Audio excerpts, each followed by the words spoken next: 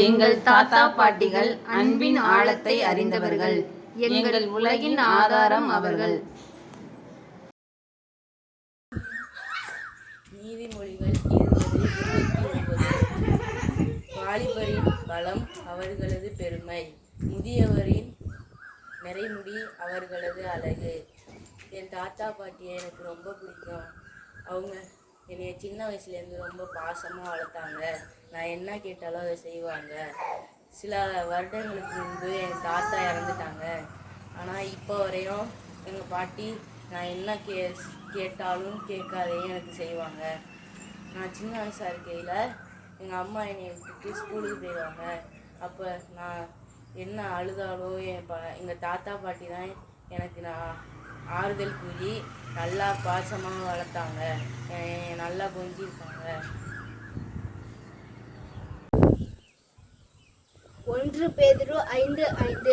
இளைஞர்களே, மூப்பர்களுக்கு கீழ்ப்படியுங்கள். எங்கள் தாத்தாவையும் பாட்டியும் எனக்கு ரொம்ப ரொம்ப ரொம்ப பிடிக்கும். நான் சிறு குழந்தையா இருக்கும் போதே எங்கள் தாத்தா இறந்துட்டாங்க. அப்புறம் எங்கள் தாத்தாவோட பாசத்தையும் சேர்த்து எங்கள் பாட்டி இப்போவே என்னை ரொம்ப பாசத்தோடு வளர்த்தாங்க. இப்போவும் வளர்க்குறாங்க. நான் சிறு குழந்தையா இருக்கும் போதே எங்கள் அம்மா ஸ்கூலுக்கு போயிட்டாங்க. அப்போ எங்கள் பாட்டி தான் என்னை ரொம்ப பாசத்தோடு வளர்த்தாங்க.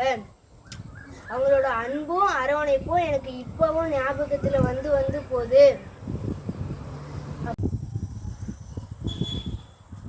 நான் 4 பிள்ளைகளை பெற்றேன். 4 குழந்தைகளையும் பேர பிள்ளைகளையும் நல்லா பாசத்தோடு வளர்த்தேன். இதில் அதிகமாக சின்ன வீட்டு பிள்ளைய ஏன்னா பிறந்து 3 மாதையில் வேலைக்கு போயிட்டேன். வேலைக்கு போனதுக்கு பிற்பாடு நிமிஷம் சின்ன பிள்ளையாக இருந்தாலும் நல்லா பாசத்தோடு வளர்த்தேன். அதே மாதிரி ஜெனோவையும் அந்த பாசத்தை வளர்த்தேன். இன்றைக்கும் அந்த வளர்ப்பு நான் மறக்கலை.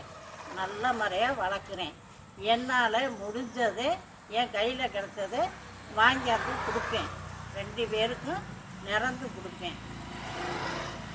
இந்த நிமிஷனே பா சேனோ பா. என்ன பாட்டி சேலையிலேருந்து கொடுக்குறேன்? என்னால் முடிஞ்சது அவ்வளோதாப்பா. பாட்டி சேலையிலேருந்து கொடுக்குறதெல்லாம் பிரச்சனை இல்லைடா. நம்மளுக்கு காட்டுற அன்பு தான். அங்கே பார்த்து பேசு. அதில் காட்டுற அன்பு தான் நம்மளுக்கு முக்கியம். தாத்தா பாட்டி தினத்தை முன்னிட்டு உனக்கு ஒரு சிறிய அன்பளிப்பு.